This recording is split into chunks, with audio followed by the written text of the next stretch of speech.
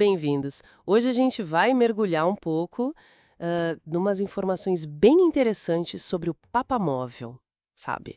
A história dele, o simbolismo Exato. e, mais importante, um gesto final do Papa Francisco que conecta um desses carros com as posições dele sobre Gaza. A gente está usando fontes como The Guardian, AP News, Vatican News. E nota sobre o pensamento dele, né? Isso.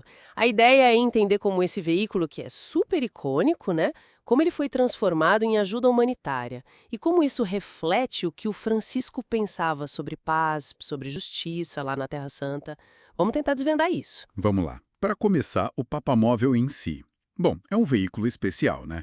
Geralmente modificado, já vimos Mercedes, Ford, até Fiat, Sim, sim. feito para transportar o Papa em público. A ideia é garantir a segurança, claro, mas também visibilidade. E aquela cabine de vidro à prova de balas se tornou uma marca registrada, né?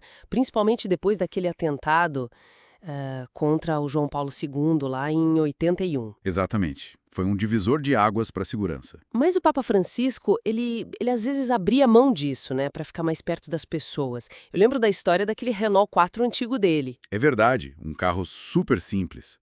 Mostra bem essa busca dele por simplicidade, por proximidade. Aham. E essa busca, essa filosofia, parece que culmina, assim, numa ação póstuma muito forte. Algo que aconteceu pouco antes do falecimento dele, que as fontes colocam em 21 de abril de 2025. É aí que fica interessante mesmo. Um dos últimos desejos do Papa Francisco foi, tipo, transformar um Papa móvel. Aquele usado em Belém em 2014. Esse mesmo. Transformar ele numa clínica móvel para crianças em Gaza. Como é que isso funcionou na prática? Olha, quem organizou tudo foi a Caritas, né? A Organização de Caridade Católica. Ah, Cáritas. Isso. Eles pegaram o veículo e equiparam com o essencial para um cenário de crise humanitária.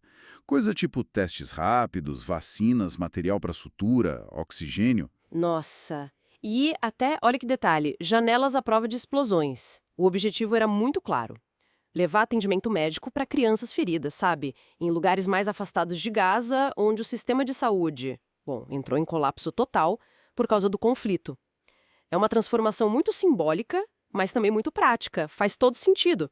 Então não foi só um gesto isolado, tipo, vamos doar um carro. Isso se amarra diretamente com as posições que ele já defendia há tempo sobre o conflito, certo? Totalmente. Totalmente conectado. Mesmo doente nos últimos tempos, ele fazia questão de manter contato diário com a paróquia católica lá em Gaza. Nossa, diário. Diário.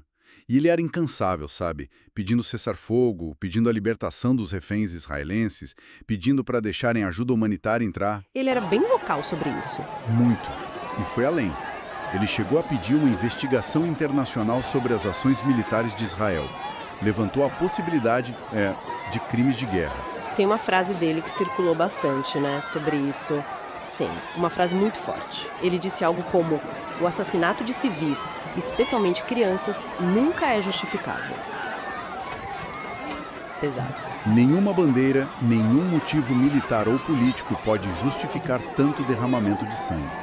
Essa visão se refletia também na defesa constante do direito palestino a ter um Estado independente. Lembro daquela imagem dele em 2014, rezando em frente ao muro de separação israelense. Foi bem marcante aquilo. Muito simbólico, exatamente. Mostrava a posição dele de forma muito clara. E ele também criticava muito o comércio de armas, né? Via uma ligação direta com o sofrimento na região. Com certeza. Ele dizia que aqueles que lucram com a guerra têm sangue nas mãos. Era uma crítica direta a quem fornecia armas para o conflito. Entendi. E ele condenava também o que ele via como um silêncio internacional, sabe? Uma cumplicidade diante do sofrimento palestino. Não é à toa que, sob a liderança dele, o Vaticano reconheceu oficialmente o Estado da Palestina. Então, pensando em tudo isso, essa clínica móvel no Papa Móvel, ela é muito mais do que só ajuda material, né? É quase como a materialização daquela outra frase dele. Qual delas? Aquela que diz: as crianças não são números. Elas têm rostos, nomes e histórias. E cada uma é sagrada. Parece que essa clínica móvel dá um rosto para essa ideia. É uma ótima forma de colocar. É uma síntese poderosa, né? Você tem o peso simbólico do papamóvel que todo mundo reconhece, junto com uma ação humanitária muito concreta, muito urgente, E tudo isso alinhado com as posições éticas e políticas que o Papa Francisco sempre defendeu contra a violência e pela justiça ali na região. Fica então uma reflexão, né? Como é que um objeto pensado originalmente para visibilidade, para proteção do Papa, pode ser totalmente ressignificado, transformado num instrumento de cuidado, de esperança, justamente num lugar de tanta destruição? É uma pergunta forte. E o que essa metamorfose nos diz sobre o papel, sobre o potencial da liderança espiritual em momentos de crise tão profunda como essa? Fica aí pra gente pensar.